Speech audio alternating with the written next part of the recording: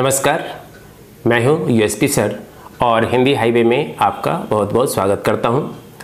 अपने पिछले वीडियो में मैंने हरिशंकर परछाई की रचना भारत को चाहिए जादूगर और साधु का पाठ किया था और आज मैं उसी पाठ की समीक्षा प्रस्तुत करने जा रहा हूं। रचना मार्मिक है या मर्म को छूने वाली है, इसलिए कृपया इस पाठ को अच्छी तरह से समझने के लिए आप मेरे साथ वीडियो के अंत तक जरूर बने रहें। हरिशंकर परछाई हिंदी के पहले रचनाकार हैं जिन्होंने व्यंग को विधा का दर्जा दिलाया और उसे हल्के फुल्के मनोरंजन की परंपरागत परिधि से उबार कर समाज के व्यापक प्रश्नों से जोड़ा। परछाई जी की व्यंग रचनाएं हमारे मन में गुदगुदी ही पैदा नहीं करती, बल्कि हमें उन सामाजिक वास्तविकताओं के आमने सामने खड़ा करती है जिनसे किसी भी और राजनीतिक अवस्था में पिसते मध्यवर्गीय मन की सच्चाइयों को उन्होंने बहुत ही निकटता से पकड़ा है। परछाई जी मूलतः एक व्यंग्यकार हैं। सामाजिक विसंगतियों के प्रति गहरा सरोकार रखने वाला लेखक ही एक सच्चा व्यंग्यकार हो सकता है। तत्कालीन स्थितियों, व्यक्तियों और प्रवृत्तियों पर व्यंग करके वह सामाजिक विसंगतियों के प्रति अपना आवेश तो प्रकट करता ही है, अपने लेखन से वह समाज में एक नैतिक हस्तक्षेप भी करता है। परछाई जी के व्यंग में गहरी आस्था के दर्शन होते हैं। इसमें मनुष्य के बेहतर जीवन की प्रबल आकांक्षा दिखाई देती है।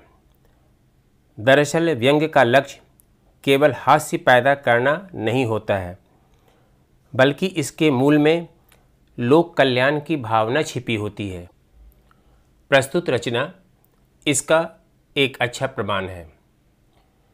भारत को चाहिए जादूगर और साधु में हरिशंकर परछाई ने नेता तथा धर्मगुरुओं पर व्यंग किया है।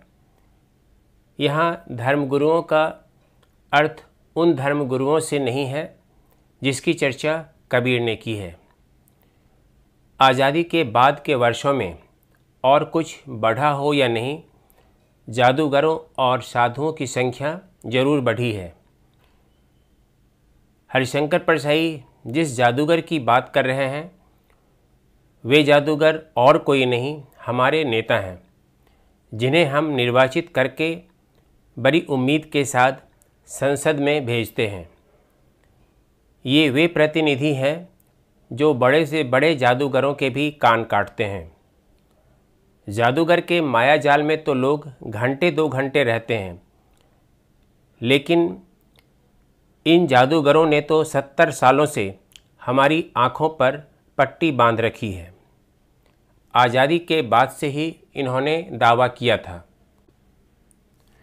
गरीबी जाएगी, अमीरी आएगी, सबके पास रोटी कपड़ा मकान होगा, सबके पास रोजगार होगा, गांव-गांव तक सड़कें और बिजली पहुंचेगी, किसानों का जीवन खुशहाल होगा, स्त्रियों को पुरुषों के बराबर सामाजिक, आर्थिक और राजनीतिक आज़ादी मिलेगी। लेकिन हमारे जादूगरों के ये सारे दावे खोखले निकले। आज स्थितियां ठीक इसके विपरीत हो गई है जो उन्होंने घोषणाएं की थी। गरीबी फैल रही है, बेरोजगारी पहले की अपेक्षा ज़्यादा बढ़ी है। हम चंद्रमा और मंगल ग्रह तक तो पहुंच गए, लेकिन हमारे देश के गांवों तक सड़कें और बिजली आज भी नहीं पहुंची। किसान कर्ज के बोझ से आत्महत्या कर रहे हैं।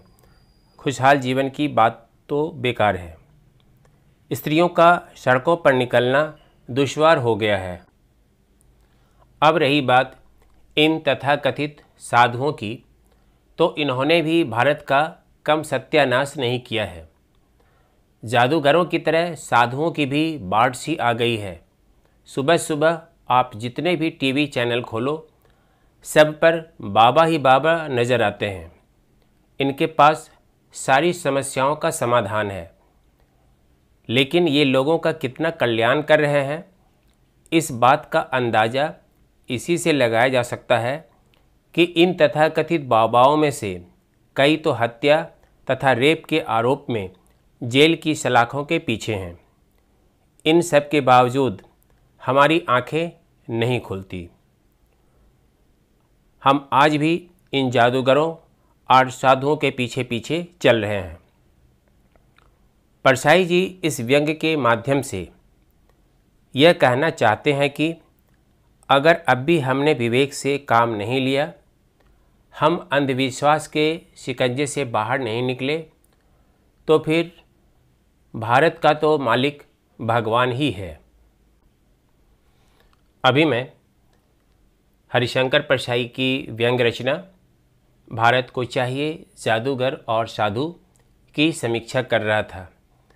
मैंने आसान से आसान शब्दों में और कम से कम शब्दों में इस पाठ को समझाने की कोशिश की है और मुझे पूरा विश्वास है कि यह आपकी समझ में अच्छी तरह से आ गया होगा।